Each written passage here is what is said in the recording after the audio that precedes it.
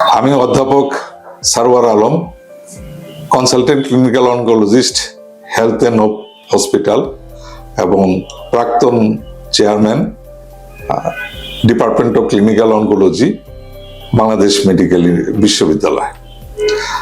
আজ আমি বাংলাদেশের ক্যান্সার চিকিৎসা এবং ইহার ভবিষ্যৎ নিয়ে দু একটা কথা বলব। যে কোনো রোগের মতোই ক্যান্সার চিকিৎসার প্রধানত দুইটা দিক আছে। প্রথমত রোগ নির্ণয় অর্থাৎ ডায়াগনোসিস এবং চিকিৎসার পদ্ধতি। ডায়াগনোসিস সম্পর্কে পরে যদি কখনো সুযোগ হয় আমি বলবো। আমি রোগ চিকিৎসা পদ্ধতি সম্পর্কে বলবো। অন্যান্য চিকিৎসার মধ্যে এটার একটু পার্থক্য রয়েছে। এটাকে আমরা বলি যে ক্যান্সার চিকিৎসা অবশ্যই মাল্টি ডিসিপ্লিনারি অ্যাপ্রোচ হতে হবে।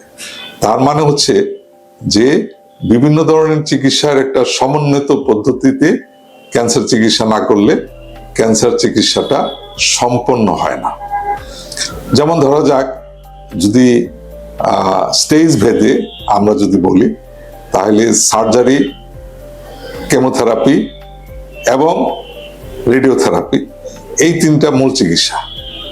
তো আমি যেটা আজকে বলবো সেটা হচ্ছে কেমোথেরাপি সম্পর্কে দুই একটা কথা, এবং বাংলাদেশে কেমোথেরাপি, ক্যান্সারের জন্য যে কেমোথেরাপি, তার বর্তমান অবস্থা এবং এর ভবিষ্যৎ। যদি কেমোথেরাপির কথা বলি, কেমোথেরাপির মূলত কয়েকটা দিক আছে। সেটা হচ্ছিল যে অ্যান্টি ক্যান্সার ড্রাগ দিয়ে চিকিৎসা, হরমোন থেরাপি, এবং যেটা এখন খুবই জনপ্রিয় immunotherapy.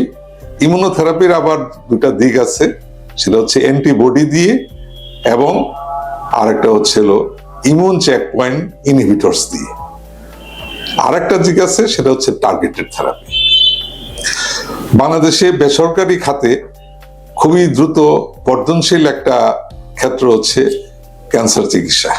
Health and hope hospital একটি অগ্রণী ভূমিকা পালন করছে, কারণ এখানে একটি dedicated day care cancer chemotherapy centre রয়েছে। সেখানে কেমোথেরাপির জন্য যা যা প্রয়োজন সমস্ত সুযোগ সুবিধাগুলো রয়েছে।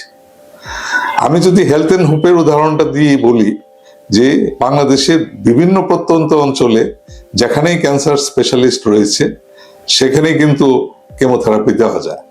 আমরা যদি সেই তুলনায় রেডিওথেরাপির কথা বলি, রেডিওথেরাপি দিতে গেলে কিন্তু অবশ্যই রেডিওথেরাপি একটা যে যন্ত্র, আমরাকে লিনিয়ার অ্যাক্সেলারেটর বলি, লিনিয়ার অ্যাক্সেলারেটর কিন্তু অত্যন্ত একটি বেশ দামি মেশিন, এবং সেটার জন্য একটা বাংকার এবং প্রোটেক্টেড ব্যারিয়ার থিকনেস ক্যালকুলেশন সহ একটা স্থাপনা প্রয়োজন।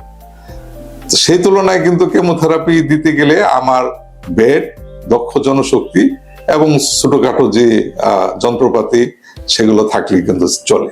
হিসাবে আমি মনে করি বাংলাদেশে যে কেমোথেরাপির যে সম্প্রসারণ চলছে এবং বিভিন্ন সেন্টারে যেখানে ক্যান্সার বিশেষজ্ঞ, তাদের তত্ত্বাবধানে ক্যান্সার কেমোথেরাপি সাথে ইমিউনোথেরাপি, টার্গেটেড থেরাপি দেওয়া হচ্ছে।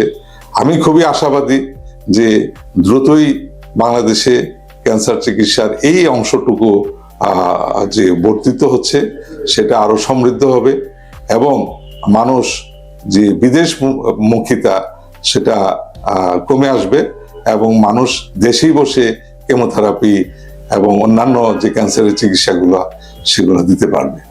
আমি সকল ক্যান্সার রোগীদের সুস্বাস্থ্য এবং নিরাময় কামনা করে আমার বক্তব্য এখানেই শেষ করছি। ধন্যবাদ।